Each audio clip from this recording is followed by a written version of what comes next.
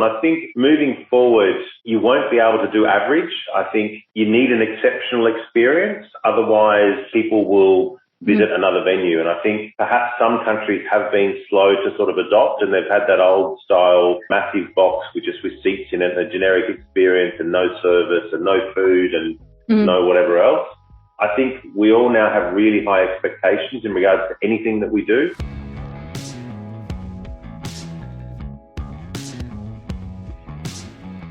This is the Box Office Podcast. I'm Daniel Aria, the editorial director of Box Office Pro, the pulse of theatrical exhibitions since 1920. Joined today by our co-host, Russ Fisher, editorial director of the Box Office Studios, which provides editorial content services for movie theaters.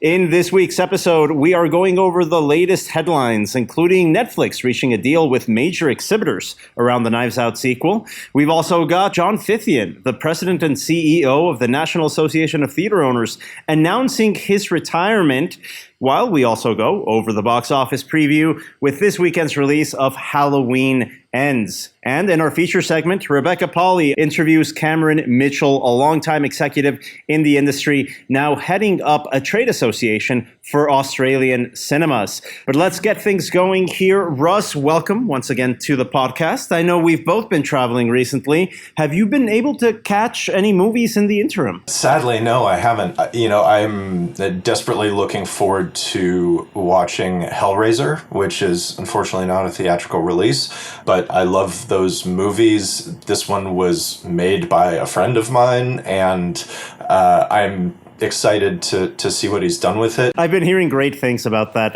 reimagining of the Hellraiser franchise. Correct me if I'm wrong, that's exclusive to Hulu, unfortunately. That's not hitting theaters. Yeah, it's, it's kind of in the same vein as Prey, the movie that the Predator prequel sequel thing, which did very well for Hulu, as I understand, and seemed to generate a big audience. And that might be precisely why they ended up going Hulu only for Hellraiser. I think Prey would have been a moderate success when we talk about those results in context theatrically. I really like that movie. Hellraiser is the type of movie that, as you mentioned, can work on a big screen, and the horror genre, Russ, at the box office right now, overperforming every other wide release. We saw a movie like Bros really struggle to take off last weekend. This weekend, 20th Century Studios Amsterdam failed to launch. Same thing with Lyle Crocodile from Sony. Horror movies, we saw Smile, an 18% drop in its sophomore frame, topping the box office once again with $18 million. These horror movies just keep on performing. This is the thing that horror has done consistently for decades, which is going to drive a lot of our conversation later in this episode. But it's just like we saw this with Barbarian, which kind of came out of nowhere. There have been reports about how no studio in Hollywood wanted to make Barbarian, and they got it done. It was even marketed kind of strangely, not a great cinema score, which indicates that the marketing doesn't necessarily line up with the movie or with expectations. That movie performed well. It overperformed, and Smile is overperforming as well. And it's nice to see. It's good to see that horror, especially when released at this time of the year, is going to do the thing that we all consistently say it is possible to do. And original horror as well. We saw the success of Ty West's X earlier this year. He followed up with a surprise prequel, Pearl. I don't know if you saw Martin Scorsese's glowing review of the movie. I absolutely love to see when established filmmakers can look at a colleague and say, this movie matters, go see it at the movies. Friend of the podcast, Sean Baker, he recently saw Triangle of Sadness in LA, actually bought 200 tickets. 200 tickets. I think it was in the LA area that you could go to specific locations and just say, Sean sent me, and get a free ticket to go see Triangle of Sadness. That's how much he loved this Ruben Östlund film that won the Palme d'Or earlier this year. And folks that followed him on social media saw that post, went to their local multiplex, and gave this movie a shot. Those are the initiatives I think we really love to see as people working in this industry. When directors can say, hey, this is a theatrical experience. I'm going to promote not only my own titles, but also those of my colleagues. And as we mentioned, last weekend's box office, we talked about how Smile really overperformed as a horror title. The new openers really didn't get going, but on the specialty market for us, it wasn't only the free tickets that that Sean Baker bought for Triangle of Sadness. That film opened to a fantastic 21,000 per screen average from 10 locations in New York and LA.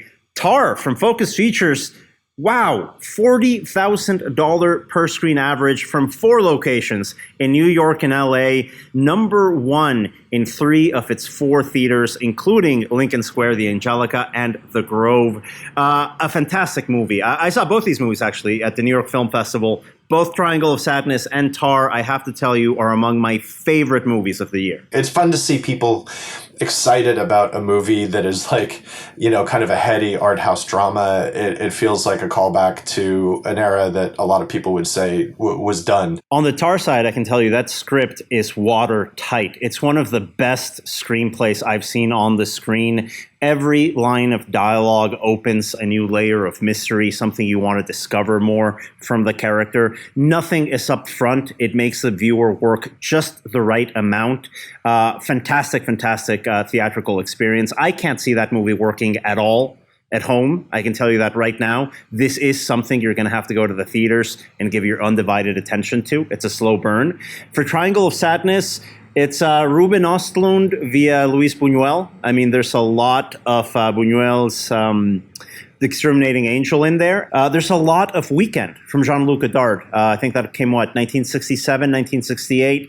I would probably say that's the closest comparison to this title, but a great, exciting trip to the movies when you go see either of these titles. I love it. I mean, Exterminating Angel, I've talked about it before. It's one of my favorite movies, period. It's magnificent stuff. And what you just said about the Tar script, I'm going to keep pronouncing it slightly different every time I mention that movie. But what you just said about that script is really, it makes me wish even more that we could see Field's long abandoned adaptation of Blood Meridian, the novel by Cormac McCarthy, which he worked on for a long time, because what you're describing is exactly what you would hope to see from an adaptation of that novel. Yeah, a famous unfilmable novel, as we've talked about in the past. Talking about unfilmable novels, I saw White Noise from Noah Baumbach at the New York Film Festival. Still unfilmable. It didn't work for me. Yeah, it didn't get it right, in my opinion. I'll be curious to see how that plays out. That title's getting another long theatrical exclusivity period from Netflix. His prior film, Russ, you might remember, Marriage Story, also got, I think it was 30 days, maybe a little more, from Netflix when it came out in 2019. And we've got a big piece of news here as we talk about Netflix and theatrical exclusivity, because Glass Onion, a Knives Out sequel, is going to major circuits. Yeah, it is. And, you know, I think we need to talk about this in context of Noah Baumbach's deal, as you set up so nicely. You know, Baumbach has a longer relationship with Netflix, and I wonder about the degree to which that helped broker a long exclusivity window for White Noise. You have to expect that Baumbach went into it saying like, hey, I want to do this, but I want it to play in theaters for a certain degree of time. That said, Rian Johnson, the filmmaker behind Knives Out and Glass Onion, you know, is not an unknown quantity, and you would think that this would be the sort of thing that Netflix would also push for a longer window. We just had the announcement of a 600 theater booking in the US and Canada, plus overseas markets, UK, Ireland, Germany, Italy, Spain, that are going to get Glass Onion for 1 week, November 23rd to 29th, which is nice. You know, it's the Thanksgiving week. It's great. But then it's going to go out of theaters. There's basically going to be a blackout period until the movie opens on Netflix on December 23rd. You know, it's kind of weird. Like, I think you noted that it's basically a 30-day window, but it's not actually 30 play dates, you know, which is, I don't think counts. Yeah, it's a very different way of looking at theatrical exclusivity, this blackout period.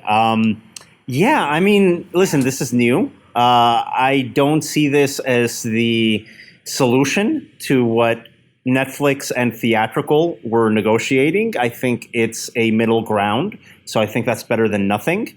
But yeah, I mean, if you look at what a circuit like Cinemark has been doing for over a year now, playing Netflix titles with a week of exclusivity and then still playing them once they hit the service, I don't know about you, man. I think that looks a lot better than what we're seeing here. If I look at the Irishman release for the theaters that played it, if we look at Marriage Story, those releases seemed like a lot better deals than this middle ground compromise for the Knives Out sequel. And it's difficult when you're talking about Netflix, a company which is as not transparent as you can get. It's difficult to say with any certainty what's going on there. But what I would kind of guess is that this connects back to what we were talking about with respect to Hellraiser and Prey at the opening of the episode, which is, I would go into this thinking that Netflix sees Glass Onion as a subscription driver in a way that it does not for a movie like White Noise.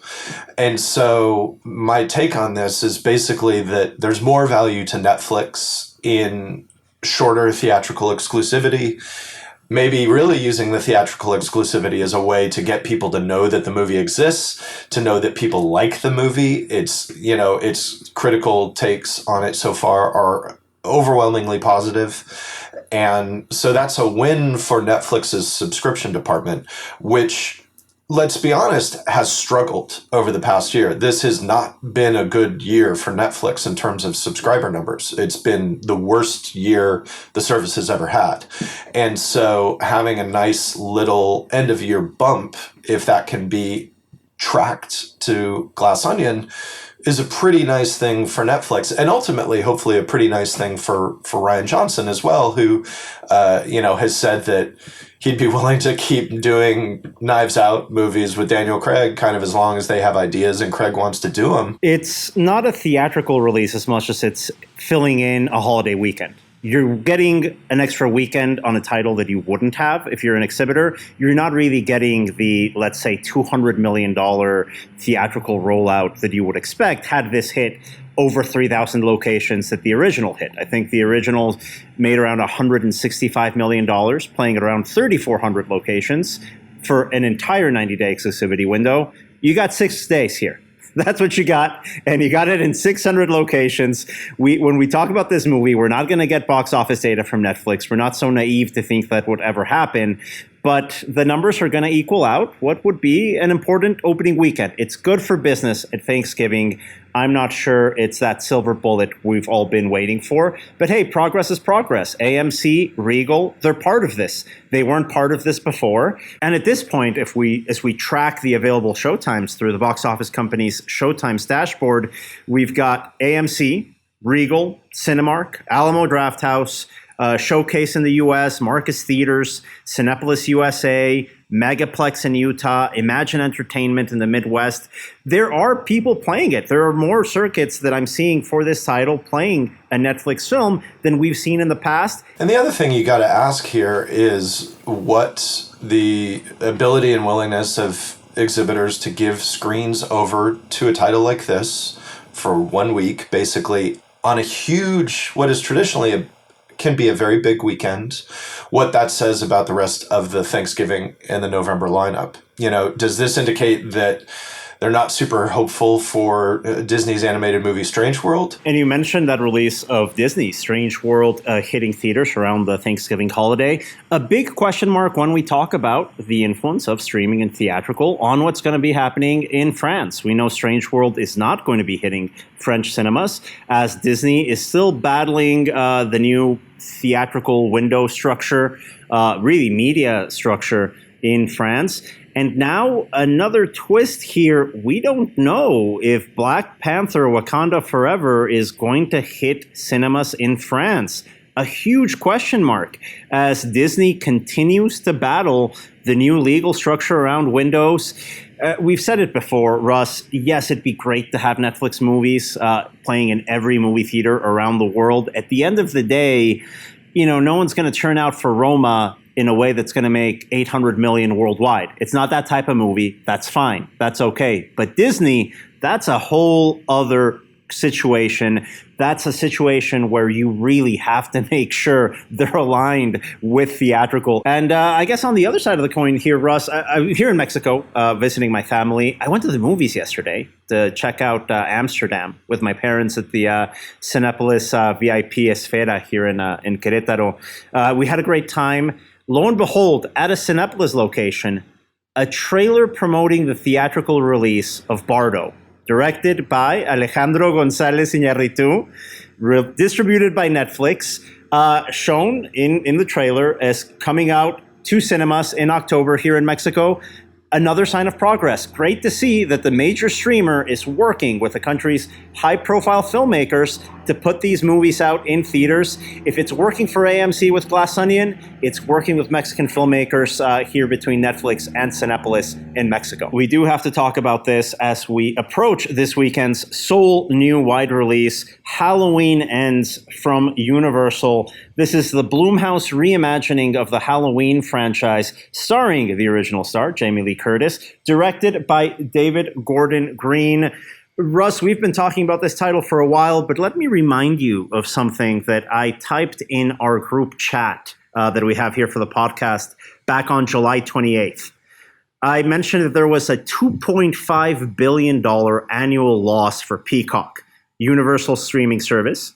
And I said that there was no subscriber growth in the last quarter, as of late July 2022. And then I mentioned, what's the likelihood of Halloween Ends getting dumped day and date on Peacock so half a dozen people can watch it and basically tick up those subscriber numbers?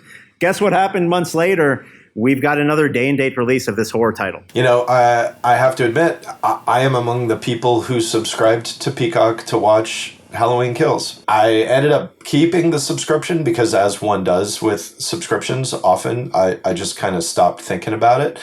And now I'm like, okay, I will keep it through October 14th or 15th when I watch Halloween Ends, and then I'll probably cut that because clearly I'm not watching it. And that's the big challenge here, right? Avoiding churn. Sure, if you put a great high-profile title on streaming, you might get that tick up of subscribers for a month or two.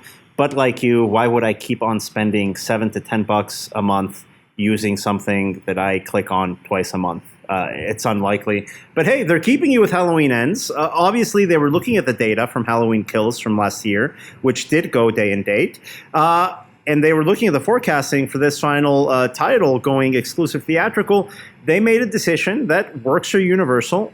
It's not clear if it's going to work for theaters. Right now, in our forecasting, we're expecting a $37 to $47 million opening weekend in that, low 40s, high 30s range. A potential theatrical gross total of about 70 to 88 million here domestic, under $100 million, which we have to say is a disappointment. The original David Gordon Halloween reboot back in, I think it was 2018, that ended up making around 160 million theatrical, opened to around $75 million just that opening weekend. Well, as we close out the franchise, the opening weekend of 2018's Halloween might end up being a realistic theatrical run for Halloween Ends. Yeah, it has to be noted that when David Gordon Green's 2018 movie opened, it had been almost 10 years since a Halloween movie was in theaters. And throughout that decade, there were a lot of false starts and a lot of questions about whether or not the series would ever continue. You get Jamie Lee Curtis coming back to the series, which throughout the history of Halloween has always been kind of a big deal. That's sort of a... there's always a bump when Jamie Lee returns. And so she came back for the 2018. That really helped, I think, push it up to and over the $100 million mark. But there's already, just 2 movies later, I think a little bit of franchise fatigue setting in, which, it must be said, is also a thing that consistently happens with franchises like this, and especially with Halloween. I think Halloween has been more subject to midstream franchise fatigue than most iconic horror series. Halloween Kills was divisive. I don't think it was what fans expected or wanted, and I don't think it performed, even taking into account the difficulty and weirdness of a 2021 opening day and date on streaming. I don't think it was the movie that anybody was kind of hoping for. So now the question is, does Halloween Ends stand as something that's a little closer to the 2018, or is it further along the line of what was set out with Halloween Kills? And I don't know. But I think the fact that question is even there is probably a lot of what's driving Universal's decision. But it's interesting to see this decision in light of what we talked about just a few minutes ago with movies like Barbarian and particularly Smile overperforming.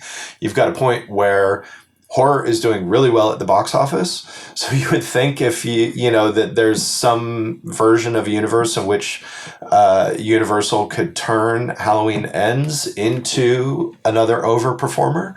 But for whatever reason, they're hedging their bets. And closing up the news segment on this week's edition of the Box Office Podcast, an announcement from the National Association of Theater Owners with the retirement of John Fithian, the president and CEO of NATO. He's going to be retiring on May 1st of 2023. That's after next year's edition of CinemaCon.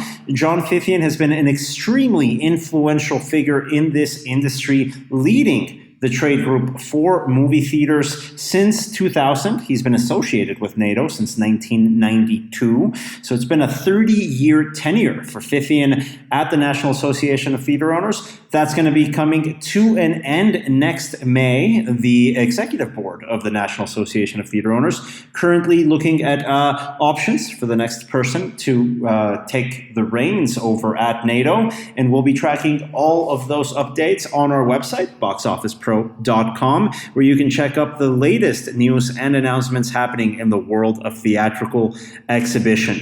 Well, Russ, thanks again for joining us this week. And now let's go over to Rebecca Pauley's feature interview with Cameron Mitchell, heading over the trade group of cinema owners in Australia, in a wide-ranging interview looking at the latest updates from the Australian cinema market. I'm joined today by Cameron Mitchell, the Executive Director of NACO, which represents the interests of cinema operators in Australia and New Zealand. Now, Cameron, flashback to 2020, and the Australian market was really quite proactive when it came to dealing with the pandemic. There were a lot of restrictions, and then, of course, as we know, once those restrictions get lifted, there really aren't a lot of movies for people to go see.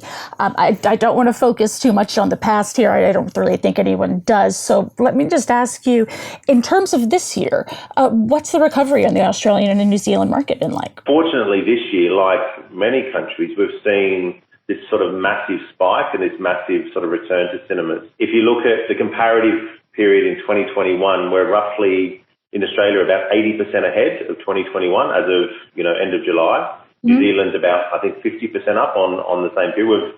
I think both countries already, as of end of July, are ahead of the full year 2021 numbers, which is obviously really encouraging. Maverick in Australia has done, I think, almost $90 million.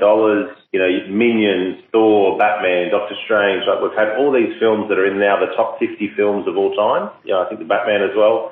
Elvis, has grossed in local currency in Australia $32 million, which makes it the fourth highest grossing Australian film of all time, because Elvis was made partially in Australia and funded by, many Australian government organisations as well. So we're really happy that, cinemas are back, content's back, and we're showing now that with the right content, people are, racing back to the cinemas. So it's really some really positive signs. So, 2020, people were understandably kind of reticent to go back. Did the local content pick up across 2021? If you go back to, say, 2015, we had a great year for Australian box office, which was about $80 million. 2021 was $71 million. So it was almost at that peak level. So as a comparison, in 2019, Australian box office was just under 23 million. And in 2021, we were 71.5, 3.5 times the 2020 result, or 1.5 times, or more than 1.5 times the 2019 result. So there was definitely a spike, and we were so happy to see that Australian content on screen. Something that, I've previously been based in the Middle East for the last 15 years, working in exhibition and distribution over there, and I've come back and joined NACO as executive director. And one of my early focuses is to sort of work with all the different creatives in Australia. And we've got an amazing organisation, Screen Australia, which is funded by the federal government. There's Screen Queensland, there's Screen Producers Association. There's all these different organisations that are full of amazing sort of Australian talent that are really focused on local production. Box office, again, 2019 was about $20 million up to about 80 in 2015, 72 million last year. There's a massive opportunity, I feel, for Australian productions, because if you look at, there's huge incentives for creatives to film content in Australia. The tax rebates are amazing. If you look at the talent that's come out of Australia from a actors, actresses perspective, we've got amazing talent. So I think we've really got all the right ingredients for Australian box office to continue to boom, and I see it hitting that $100 million mark quickly. Because everyone's really focused on that healthy local Australian market, not because of COVID, just because we have a lot of talent and people love local stories. Okay. What's the scene like in Australia in terms of chains versus independents? And I mean, here in the United States, it was different sizes of chains would have different government programs that might support them. The market here is very collaborative. So there's roughly 2,800 screens between Australia and New Zealand, 2,300 in Australia, about 500 in New Zealand. A good mix of large chains, independent chains. There's, from a box office perspective, it does vary in regards to market share depending on the film and types. We have a lot of regional cities in Australia, obviously, and towns, we call them. There's a lot of local sort of, the local cinema, where we always used to joke that the cinema manager was more popular than the mayor in each town, because he or she was sort of bringing happiness and whatever else to the town. During COVID, the government was supportive in a few different ways. There was a JobKeeper program where they gave basically subsidies based on, wages paid by each company, which was supportive. The government went further than that and gave a contribution to independent cinemas only, to support them during those sort of challenging times. That contribution didn't extend to the major chains, unfortunately. But the government was supportive, and we now have a new arts minister who seems to be very focused, from the recent election a few months ago, very focused on the art scene and how we can sort of support local content and the arts industry. So from that perspective, I think the ecosystem is very healthy. The story that we tell a lot, I guess, about the North American market is everybody's kind of scrambling to, what can we do with this movie theater that's not show movies? You have the entertainment center, you have sports betting, you have it expanded F&B. Is that the thing in Australia and New Zealand? Because I know in the Middle East, they're all in for any kind of premium concept. Look, I think Australia, as I said earlier, has always, like Gold Class, the premium VIP experience that now exists globally, was invented by Australian cinema chains back in the I think late 80s, early 90s. So we've always been very focused on the experience of going to cinemas, and the standard of cinemas in Australia is exceptional. And there's always been a focus on, premium large format screens, on the VIP experience, more recently on kids experience, there's 4D concepts. So I think, technology from an e-commerce perspective is now seamless. You easily book your ticket online, you can order food online, you can, you get a follow-up email before you attend, after, to see how the experience was. I think, there's a massive sort of loyalty programs embedded throughout most of the Australian chains, whereby if there's an issue, you get the chance to give feedback and they can fix it really quickly. So I think the Australian exhibitors have always been very innovative. I think moving forward, that trend's going to continue. And don't get me wrong, the Australian industry, like all industries, has its challenges. We've just had recent wage increases again, with obviously what's coming with, we have, high inflation. I think we have the lowest unemployment rate in 50 years. So there's a desperate need for sort of more people in Australia, because we don't have as many international students and whatever else coming into the country anymore. We absolutely do have our challenges, but again, we are really focused on the experience of cinema going. And I think the numbers from this year with, take your pick, from Minions, from Elvis, from Maverick. I think Maverick's now the number 3 or 4 film of all time in Australia. So when we do have the right content, people are sort of racing back. We have an IMAX cinema in Melbourne, which is doing demonstrably better than the rest of the circuit the country on a pro rata perspective. It's doing incredibly well. And I think moving forward, you won't be able to do average. I think you need an exceptional experience. Otherwise, people will visit another venue. And I think perhaps some countries have been slow to sort of adopt, and they've had that old style, massive box with seats in it, and a generic experience and no service and no food and no whatever else. I think we all now have really high expectations in regards to anything that we do. I used to joke about, coffee and examples where people used to sort of put Nescafe coffee into, venues and sort of into cinemas and say, oh, people don't want coffee in the cinema, but they don't want Nescafe coffee. They want, barista quality coffee. So I think as long as the experience matches or exceeds expectations, and as long as it's as good as the best in class. So when we're developing e-commerce platforms, we compare to, the best e-commerce platform in the world, not to the best competitor's e-commerce platform. So we're comparing to an airline or to something like that. I think that's really critical. Same with F&B. When we our industry first went through the, focus on F&B, it would be a microwave pizza and maybe some French fries if you're lucky, and a hot dog. Now, you look now, the caliber of F&B in many of our VIP cinemas is as good as what you can get in restaurants, and that's what people expect, and they're happy to charge me what you need to charge me to make that happen, but I want an exceptional experience. And I think that's the focus moving forward. Those that don't adopt and evolve and they try to just, or they're happy with average, they won't succeed moving forward. And I think market share will drive towards the better experience, the better premium large format, the better service, the better F&B, all those elements.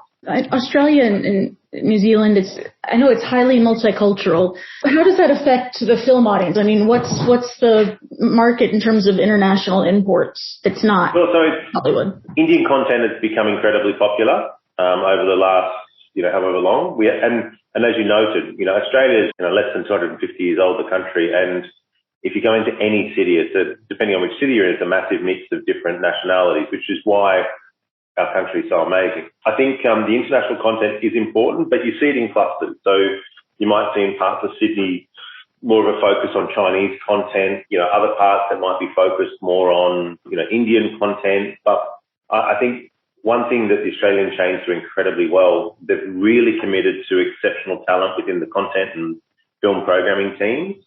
So the programming is not generic. It's intimate. It's down to a per screen, per location sort of focus. And you'll look at two cinemas that might be 5 kilometres apart with similar sort of screen counts, and the schedule is totally different based on what they know. And again, that reflects on, the data and that they're gathering from the loyalty program to see what's popular and what's not. And there's no generic kind of, we'll just play stuff and hopefully people come along. It's really focused on, what's going to be most successful. And we see that from, Australian films to, Indian to all those other different. We are very focused on ensuring that you see great content in our cinemas. We've done sports, we've done concerts, we've done opera, we've done all those different things. And depending on the location as to how much of that comes back again. Now, Cameron, starting in 2007, you were the CEO of Vox Cinemas, one of the leading cinema chains in the Middle East. It's a dynamic, rapidly growing market. And as someone who has 15 years of experience working there, now that you've been able to take a step back and maybe look at that market from the outside, where do you think it's headed in the next few years? The Middle East is incredibly different to most international markets in that you have a lot of natural advantages that suit cinema. So first of all, for several months of the year, it's really hot and you want to be indoors and you can't be outside playing sport. There's a high disposable income in most of the Middle Eastern countries, very family focused, less focused on alcohol. From a cost-based perspective, labor costs are significantly lower and the experience is amazing. The in-cinema experience is amazing because of some of those other factors. So cinema in the Middle East is more, you go to the cinema more than the movie. So whereas in, the US, you might go to watch, Maverick. In the Middle East, people go to the cinema and look to see what's on and they'll find the best available and that's what they'll go and see. I think many of those factors are never going to change. It's always going to be hot. There's always going to be a huge focus on family. Because of hot and family, there's always this massive focus on shopping malls. Shopping malls are incredibly competitive for, entertainment and food being the really strong anchors for malls. 16, 20 screens, 24 screens is nothing to see in a cinema, and massive investments in the experience within that cinema, all of the different premium large formats, VIP, Vox. We had a Michelin-starred chef basically catering to our cinemas, to our VIP cinemas. We had massive IMAX screens. We had, 40X. We had kids. We had a business class concept. It's part of the habit. People are really desperate to be entertained over there. So I see it sort of continuing as it has. Like the UAE was the biggest market. Saudi opened in 2018. Saudi, I think, for the last few years has exceeded the UAE. It's been, really incredibly busy and it's growing. Saudi will become $1 billion market. It just depends when. You've got more than 30 million people, good disposable incomes, and they, again, same heat and family focus and no alcohol and whatever else. So I think the Middle East is quickly becoming a really critical territory in the global landscape. And I think more than ever with pressures in other territories and countries, we really do need, we need other territories to sort of step up to ensure that global box office is still, growing in a healthy way sort of annually. It's an incredible region. We need to get that habitual movie going back. Yeah, you're right. It's something, I've thought about a lot because, we always talk, in the industry about, the whatever generations, are not coming, Gen Alpha, Gen Z, millennials, whatever. But I love seeing, and I stay up to date on everything that's happening globally, the different forms of content that's coming to cinema. I think it's not only about, the food, the service, the ambience, the technology and the seat, the screen and all that sort of stuff. I think now what happens in cinema is not negotiable. It has to be an amazing image on screen and it has to be amazing sound and whatever else. I think the sector, it's critical to the art and the culture of countries. And I think we're going to see that cinema is going to rebound and continue to see great numbers, subject to exhibitors investing in the experiences they've done in Australia and New Zealand. Like it's so mission critical. People won't go to an average experience. They really want to see something special. And that was Cameron Mitchell from the National Association of Cinema Owners, the trade group representing movie theaters in Australia, speaking with Box Office Pros Rebecca Pauley. Thanks again for joining us. And thanks again to you, the listener, for tuning in once again to the Box Office Podcast. On behalf of Russ, Rebecca, and myself, we wanted to thank you for listening. We'll be back next week in our first Show East episode that we're going to be bringing to you guys from Miami. So don't miss it. Make sure to subscribe, rate, share, like, whatever you do with podcasts. Just make sure you can continue supporting our work here by telling people to download all the latest episodes of the Box Office Podcast, which comes out every Thursday. The Box Office Podcast is produced by Box Office Pro in collaboration with Record Edit Podcast and the Box Office Company. Thanks again for listening. We'll see you again next week.